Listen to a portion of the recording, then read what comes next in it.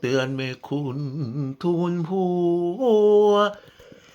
จะได้ทำตัวมาชิดไกลเดี๋ยวพี่หอมแก้มเอาแล้วเจ้าจะว่าไม่บอกเดี๋ยวพี่หยิกแก้มยอกแล้วเจ้าจะว่ายังไงสองแก้มหน้ามนมองแล้วทนไม่ไหวอย่าได้คิดวางใจเดี๋ยวกอดให้เสียคน